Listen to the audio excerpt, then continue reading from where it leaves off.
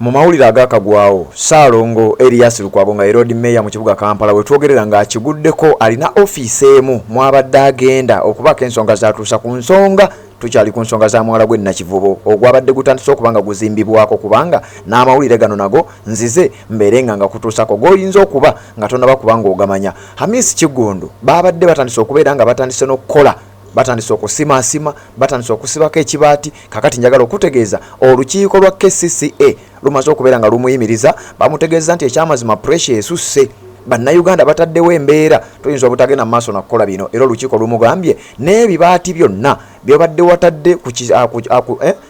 watadde ku mwala gwe Nakivubo bamusabye abijjewo ebintu byonna byabadde yakakolako abijjewo kakati nno yembeera etambudde bwetyo. Erias Lukwago ng'akyagenda maaso n'okugoba ku nsonga zino yagamba talwanyisa nkulaakulana wabula ebintu bino waliwo ebiri emabega waabyo oboolyawo gwe nange bye tuyinza okuba nga tetunnalaba bubadde bukyali bwe butyo aliko ofiisi gy'abadde agenze okubaako byayogerezeganya n'omukulu omu akulira ekitongole ekimu Erias Lukwago ebimutuuseeko byeŋŋenda okukuleetera mu lutambi luno ate mbeere nga ndukulaga ensonga nga bwe zitandise ate era nga bwe ziwedde ŋŋenda kukulaga ne statement efulumye okuva ku kitongole ekya Kampala Capital City Authority nga bayimiriza omukulu amanyiddwa nga Hamisi Kigundu okugenda mu maaso n'okukola ebyo byabadde atandise okubeera ng'akola. Bamugambye bannayuganda bataddewo pressure nnene nnyo omukulu tetusobola kugenda maaso nakola bino akiyinza n'okuviirako abantu okwekalakaasa so tukutegeeza nti n'ebibaati byennyini byobadde wataddewo tukusaba ogende maaso n'okubanga obijjawo ebintu byebadde otandise okukolako tukusaba ogende maaso n'okubanga obiyimiriza kakati bwe bunkenke obweyongedde ate tubadde tukyali bwe tutyo. Erias Lukwago ye n'agwa mu mbi abasajja bamutaddeko ekiyinja nga bw'ogenda okulaba mu katambi kengenda okubanga ate nkutuusaako mukutu gwa Redson TV webale kubanga okyagoberera yonna gy'osinzira okubanga gy'otulabira bwe batonaba kubanga osubscribe nga kikole tubeere nga tutambula ffe na mu malala g'otagenda kusubwa. Saamu Okanya abangi gwe mumanyi nga Sami the Mighty Family ava ku kitebe kya National Unity Platform kwetonda era nga His Excellency Robert Kyagulanyi Ssentamu akutte mu nsawo ye n'abaako n'akasente kamuwa kwebyo ebibadde bigenda maaso n'okuba nga bibeerawo naye nga yeetonze n'ategeeza ensi kyekyamazima bannange bye nnali njogera byonna n'ebigambo byonna byozowulira agenze mu maaso n'okuba nga abimenyawo. Bannaye bannayuganda leero Lwakutaano naku z'omwezi 22 nakedde ku makya puroguraamu yange yakusinkana mukulembeze wange era musinka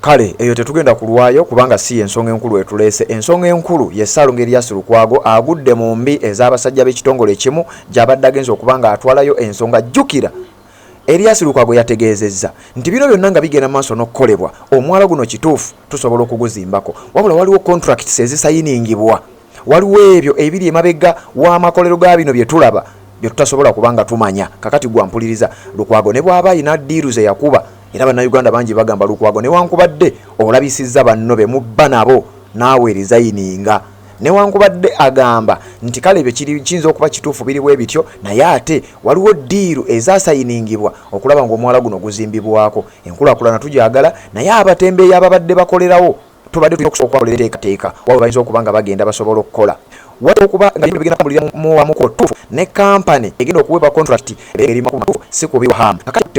Omukulu amanyiddwa nga Ssaalongo Erias Lukwago n'alumba ekitebe ekimanyiddwa ng'ekya National Environment Management Authority nga ku kitebe kino abadde agenze kusisinkana omukulu akulira amanyiddwa nga Akwasa Balega aleka ensonga z'amutegeeza kubanga nga bwegambye okusa olwawe Erias Lukwago lwava mu kiiko lwa KCCA era nga permission gy'alina eva mu lukiiko lwa KCCA olwatula ku ddete bagambye era lwatambulanga twabadde zavaayo kakati bagambye ekitongole kya NEMA ino bakimanyi ku ebyo ebigenda mu maaso yakutte kuba enkyala ku lwaleero nakanga kati benjogera balaga babiwulira kaŋŋende ku ofisi ya NEMA mbeeko bye mbategeeza wadde Bakampala bankoye bannayuganda bankoye nange nzikiza at least njagala nwanirire kino ngenda okuva mu ntero girekera buli mwezi nga bino mbitegedde amateko n'ayekera ku kitongole kya National Environment Management Authority asisinkana n'okuba Akwasa Balega kuli ekitongole kya Executive Director amutegeeza bazino ez'omwala gwe nti omukulu Hamisi Kigundu agenda maaso okuba nga akola contract nga tumumanyi buli nnyo siyinginiya kampani etema kwegamba okusalwanya oba kampani eyo yafuna bakansala bokka council eya KCCA yoke yamuwa olukusa ekintu kyagamba yandibadde n'ekitongole kya NEMA kyandibadde kyayingamu yabinda maaso ate nga ne Hamisi Kigundu ali eno ku kakiiko ka KCCA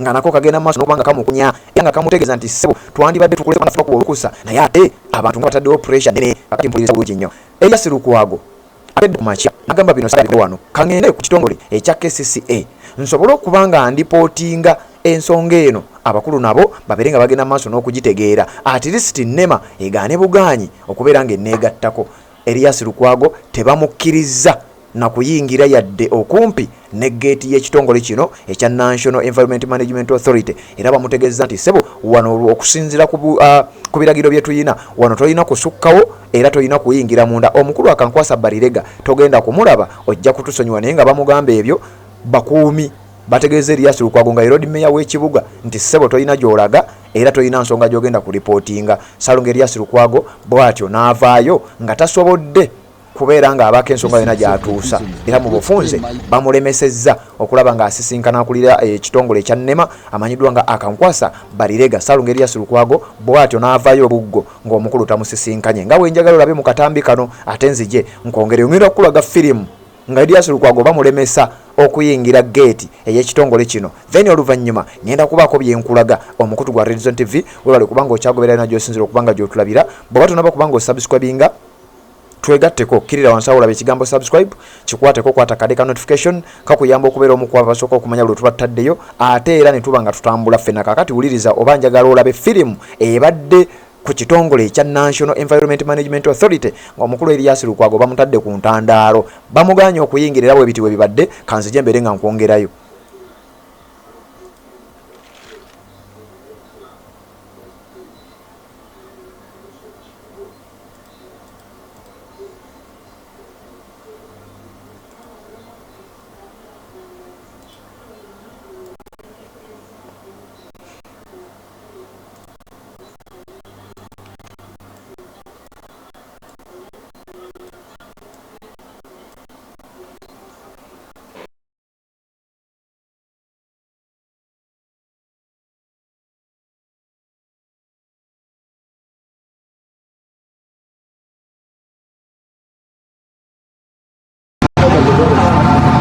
I want to put just myself, not even my assistant, just myself to see the executive director. I head an institution, he heads an institution. And we have a dual mandate. We have to go. Yes. Let's consult. Let me consult this. You can just give it a so in place of instruction, can we have made on Facebook? on Facebook, it's consult. There's no problem on here. Have I dropped anything? So can we get some access here? Yeah, no problem. What's wrong with you? See, let's have a win-win solution with that mayor.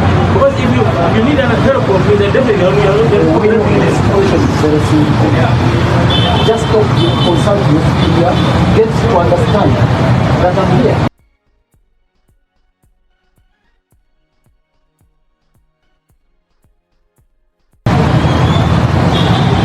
Let him know that I'm here. I've told you. No, please. That's the only last point where we can so kindly pick your It's phone. a very simple thing. It's a very simple thing. It's good. I have said it.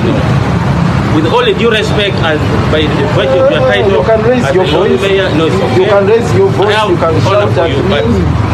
let's agree on principle. You can choose to humiliate and embarrass me. It's okay. No, that's, You can do whatever those you are your want. words you're inviting, but I can't do that. You can't shout at me. No, I'm not shouting. I'm not shouting. Just talk to me kindly. I am very honest and very kind to you, Lord Mayor. And you used to be so good. I don't know today what happened. I've talked to you on a number of occasions and you could understand very well. And I've given you accommodation here several times, but I don't know today what is the problem. I am very clear to you. I said we don't have an appointment, and therefore we are having board of directors meeting, and it is a sector of that meeting. You cannot attend to And I've assured you, I am not going to disrupt that meeting. I am ready to wait for you to finish the meeting so that we can also engage. I can engage him after the meeting. That's the thing. That was the advice I gave. If you can do it from your office and get a call from there. Listen, I can always wait here until I'm again on another appointment. I have some engagement somewhere. I'm sorry I will be leaving you, but my position remains the same. But my kind request, if you can make another appointment, well and good. That's my request. For now, I'm going for another assignment, but we want to appreciate your family, but unfortunately we don't attend to you because of the schedule.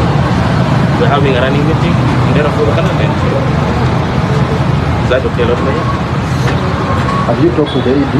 Please, he's not in the position to come out. So I'm asking, have you talked to him? Please, I have told you, Lord Mayor, the ED is occupied in making minutes of the meeting. Please kindly allow me to stop there.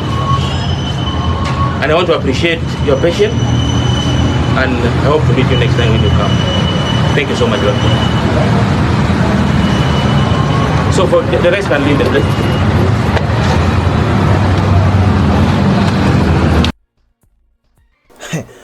Embeera bwetyo bwebadde Erias Lukwago bamugobye ng'omubbi ku ofisi z'ekitongole ekya National Environment Management Authority bamutegeeza nti ssebo wano tokkirizibwawo tambula kwate ekkubo otuviire ku kitongole ekya NEMA. Omukulu amanyiddwa nga Akankwasa Barirega akulira ekitongole kino togenda kusobola kubeera ng'omulaba bw'atyo omusajja wattu Ssaalongo Erias Lukwago. Lord Mayor w'ekibuga Kampala n'abanga atambudde bukukubira n'avaawo nga talina gwasisinkanye kwabo ababadde bamuleese okujja okubeera ng'asisinkana kyokka ebibadde bikyagenda maaso ng'eri olukiiko olwa Kampala Capital City Authority nalwo lugenda maaso n'okubanga lutuula era ng'olukiiko luno lubadde lusisinkanye omukulu amanyiddwa nga Hamis Kiggundu bamusisinkanye olunaku olwaleero era abakulu bano bavuddeyo ne bakonfaaminga ku bimu ku bye boogedde ku nsonga ezo nabo ne babitegeeza eggwanga. Batugambye batya?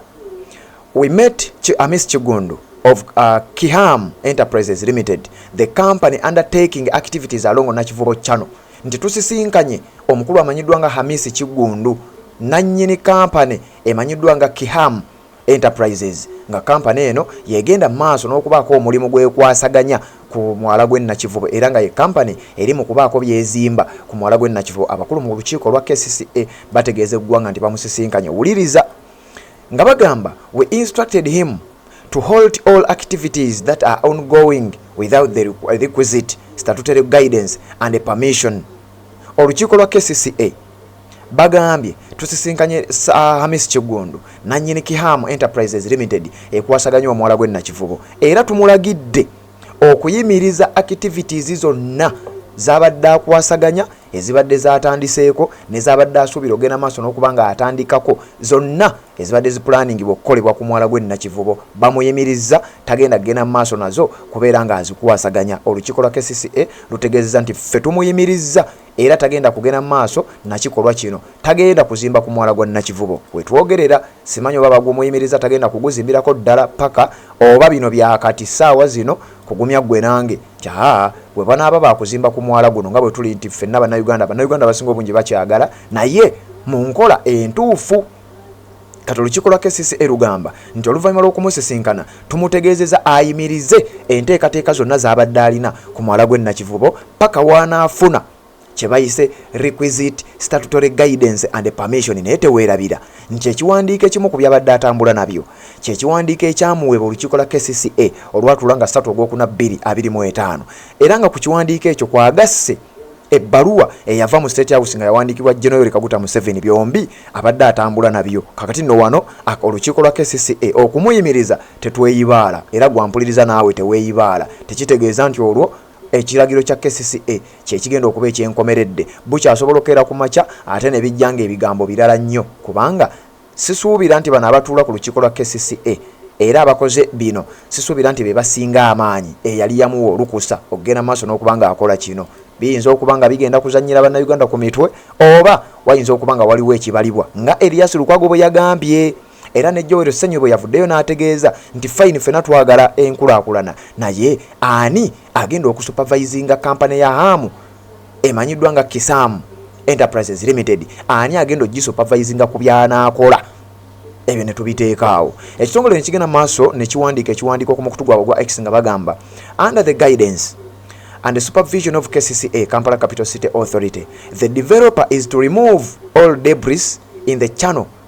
As a result of his actions, ensure proper flow of storm water and the hoarded section is maintained to avoid any danger to human life and flooding in the area. Olukiiko luno nno lubadde lusisinkanye Hamisi Kiggundu. Ebivuddeyo bagamba bamuyimirizza, bategeeza nti activities zonna z'abadde agenda okuba nga akola baziyimirize, newankubadde abadde agenda kukulaakulanya mwala. Era mu kukulaakulanya kuno byabadde agenda okukola kwe kuli okugjamu ebyo ebikyafu mu mwala, okuguzimbako, kwegamba nga ne waba aguzimbyeko tewali kigugaana kugenda maaso nakubanga gutambula. Kakati olukiiko lwa KCCA nga lutudde luganye Hamisi Kiggundu okuzimba ku mwala gwe Nakivubo. Kyokka ate neeri wuliriza nno wano we wali embaga nga sayidi eno olukiiko lutudde bagambye Hamisi Kiggundu lindako nebyo badde planning okukola byonna sooka obireke. Ate ku sayidi eri nga Erias Lukwago naye bamubulookinze, takkiriziddwa kuyingira ofiisi ya NEMA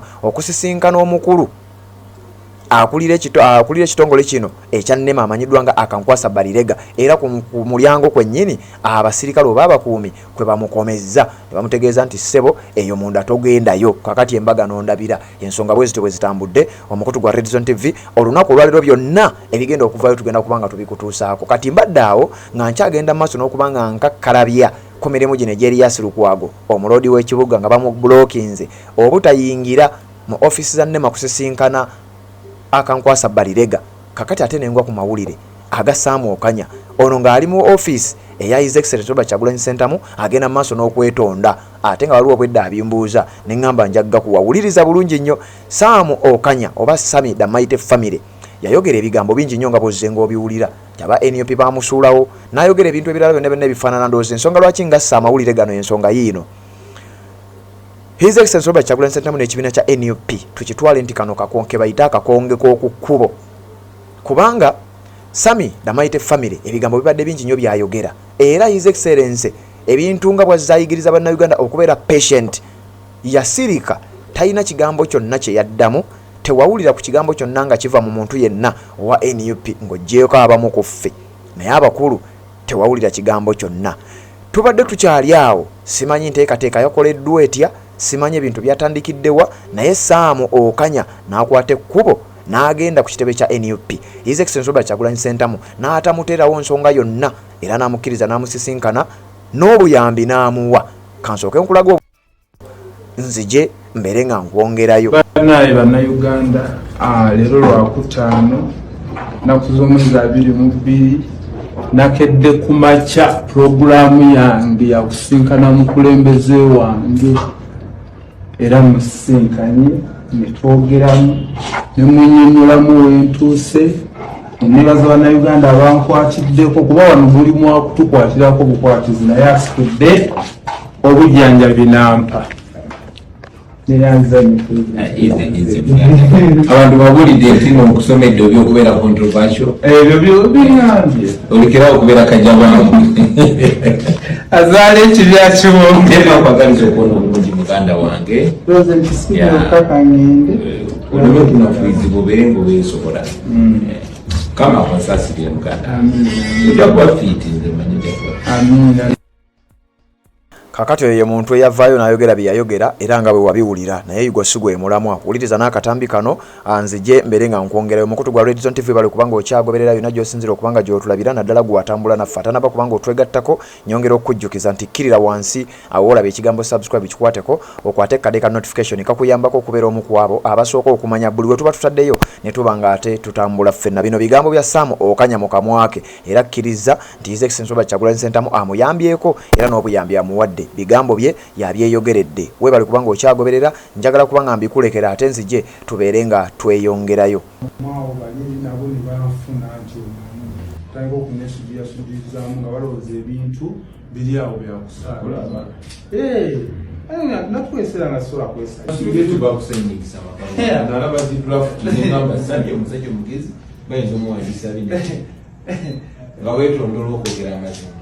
SG la mwamugale tedenga mushiyali yansindikira kakati okujanja bwana sajjali what next bakujamba kulongosa ddi kakati ngenda kulongosa mpo eyo kisijali era ndi wa abiri munyazi ndabali yeah the Monday next week. It's Monday. Today is 22nd.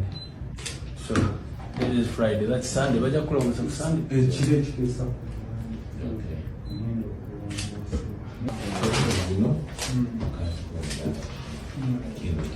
naye beera kukomuniketinga bino bwera bakijja kulongoosa naye okujjanjabwa nakibeera byona ate nekira connectinga ne bano munnange tobeera controversial abantu basobole okutrustinga omanyi tutambulira ku trust sana.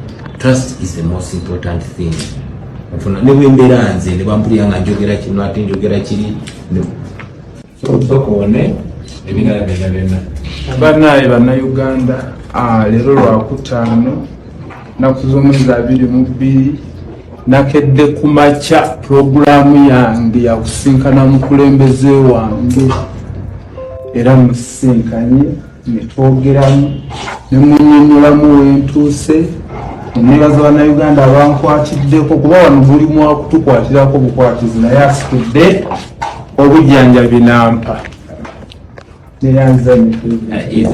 azaala ekibya kwagaliza okuona omulungi muganda wange kakangende oleme okunafuizibwa obeere ngaoweesobola kama akonsaasirire muganda utakuba fiiti nze manyideko amina z'obufumbo olina omwami naye ng'akutawanya olina omukyala ng'akutawanya bajja ne bakwagalako ne bagenda gwe alina ebizibu mu byenfuna nga sente zikuyita mu ngalo wooteeka sente zifa bufi b'owola tebazza gwe aloota ng'ogwa mu nnyanja gwe alumizibwa omutwe nga guganja okuwona naawe aloota ng'ebintu bikozesa ensonga z'obufumbo nina ekifo ku mugga awali amayinja wennyambululirako ebisiraani ekikwa ekifiiriza omudibo obutaganja obutawiibwa nzijanjaba abantu ab'enzikiriza zonna nsiŋŋaanibwa njeru ku lw'ejjinja gwanjagala kuba ku nnamba yange eyo naawe ali ewala ennyo yita ku WhatsApp